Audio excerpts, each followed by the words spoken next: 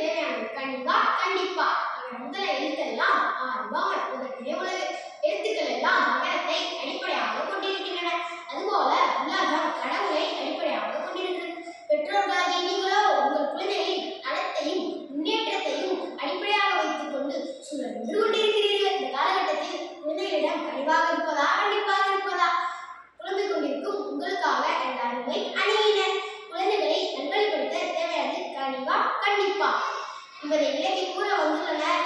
முதலாவதாக குழந்தைகளுக்கு தேவையானது கனிவு பற்றி பேச வருகிறார் மித்ரா. அம்மா வாங்க, இந்த கனிவு பற்றி நல்லா சொல்லுங்க. மண்ணுக்கு தேவை மழை, குழந்தைகளுக்கு தேவை கனிவு. நடுவர் அவர்களே, வளரும் குழந்தைகள் அறியாமல் அப்படி இப்படி தவறு செய்வது இயல்புதான்.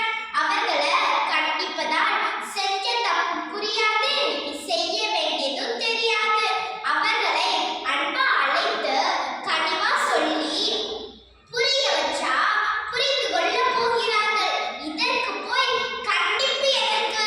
நடுவர் அவர்களே, காயாக இருக்கும் போது கடினமாக இருக்கும், கனியாக மாறும்போது பக்குவப்பட்டு போகிறது. நோயாளி கூட தீர்க்கணும் படைத்தாகிறது. அதை போலத்தான் சொல்ல வேண்டிய நல்ல கருத்துக்களையும் கனிவாக சொன்னால் அது நெஞ்சில் நிலைத்து நிற்கப் போகிறது.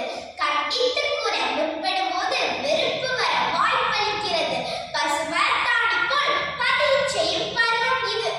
கனிவாக பேசி அறம் விதைப்போமாகில் அவர்கள் நல்குணம் படைத்தவர்களாக வளர்வார்கள்.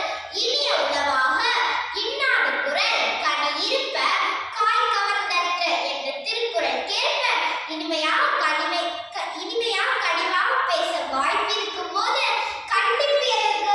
நடுவர் அவர்களே, கண்டிப்பு பயத்தையும் வெறுப்பையும் கொடுக்குமே தவிர புரிதலை தராது. குழந்தைகளுக்கு தேவை புரிதல், அதற்கு வழிவகுப்பது கனிவே கனிவே கனிவே என கூறி வாய்ப்பிற்கு நன்றி கூறி விடைபெறுகிறேன். மித்ரா கூறுவதை கேட்டால் இனிப்பாகத்தான் இருக்கிறது. கனிவாக கூறினால் குழந்தைகள் புரிந்து கொள்ளப் போகிறார்கள். கண்டிப்பு தேவையா என்று என்ன தோன்றுகிறது. ஆனால் குழந்தைகளுக்கு தேவையானது கண்டிப்பு பற்றி பேச வருகிறார் ஆலினி. அவர் என்ன சொல்கிறார் என்று பார்ப்போம் வாங்க. அம்மா வாங்க, உங்க கண்டிப்பு பற்றி நல்லா சொல்லுங்க. உணவுக்கு உப்பு எவ்வளவு அவசியமோ அவ்வளவு அவசியம் குழந்தைகளுக்கு கண்டிப்பு. மனம் நோகக்கூடாது, மல்லிகைப்பூ வாடக்கூடாதுன்னு பேசுறாங்களே, கனிவா சொல்லும் போதே கேட்டாலே ஏன்னா வேடிக்கையை பார்க்க முடியும். மயிலே சொன்னா எந்த மயிலும் ஏற்படாது. இது தெரியாம கனிவு கத்திரிக்காய் பேச வந்துட்டாங்க. நடுவர் அவர்களே, அடியாத மாடு படியாது, அடிமேல் அடி வச்சாதான் அம்மியும் நகரும். முற்றிய நெல்லியும் மூத்தோர் சொல்லும் முதலில் கசக்கத்தான் செய்யும். அப்புறம் இடிக்கும் போதுதான் அதன் அருமை தெரியும். சரியா சொன்னீங்கம்மா. இப்போ ஒரு வீட்டை எடுத்துக்கோங்க. அம்மா பிள்ளைய கண்டித்து படிக்க வைப்பா. அந்த பிள்ளை தான் செய்யும். அதே நல்லா அந்தரும் சந்தோஷமா இருக்கும்ல. கண்டிப்பு இந்த வார்த்தையை கேட்டாலே சிலருக்கு பயம் வரலாம். எனக்கு எங்க அம்மா தான் ஞாபகத்துக்கு வராங்க. திட்டியோ கொட்டியோ அடிச்சோ புடிச்சோ பாடுபடுத்தி படிக்க வைப்பாங்க. மார்க் வாங்கி ஃப்ரெண்ட்ஸை கெத்தா காட்டும் போது அதெல்லாம் பறந்து போயிடும். குழந்தைய கண்டிக்காதீங்க, கனிவோட நடத்துங்கன்னு சொல்றீங்க.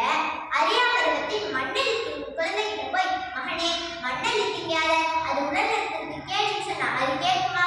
சுள்ளுன்னு சுண்டி விடணும், அப்பதான் அது கேட்கும். இன்றைக்கு பெற்றோர்கள் பிள்ளைகளை எப்படி வளர்க்கிறோம்? வீட்டுல நாமளும் கண்டிக்கிறது இல்ல, பள்ளியில் ஆசிரியர்களும் கண்டிக்க கூடாது. அப்புறம் இந்த பிள்ளை எப்படி ஒழுங்கா வளர முடியும்? இன்றைக்கு மாடர்ன் பேரண்ட்ன்ற பேர்ல பிள்ளைகளை கஷ்டப்படாம வளர வைக்கணும்னு நினைக்கிறோம். கஷ்டத்தையும் கண்டிப்பையும் காட்டி வளர்த்தாதான் அதனுடைய மதிப்பு என்னன்னு தெரியும்.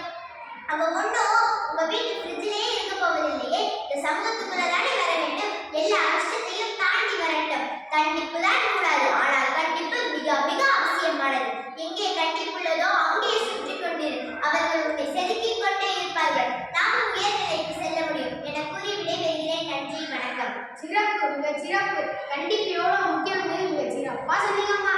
இதே மாதிரி தான் எங்க வீட்டுல காலையில எழுந்திருக்கும் போது எங்க அம்மா பட்டு ஸ்கூலுக்கு லேட்டா எதுவும் எழுந்திருப்பான்னு அன்பா கண்டிப்பா சொல்லுவாங்க. நான் கேட்பேனா, எங்க அப்பா வந்து சொல்லுன்னு ஒண்ணு வச்சா தானே எழுந்திருப்பேன். நீங்களும் உங்கள் குழந்தைகளிடம் கனிவா இருந்தீங்களா? கண்டிப்பா இருந்தீங்களா? ஆகா, அருமை. இரண்டு அணியும் அவங்க கருத்தை நல்லா தெளிவா சொன்னீங்கம்மா. இந்த அணியின் பேச்சு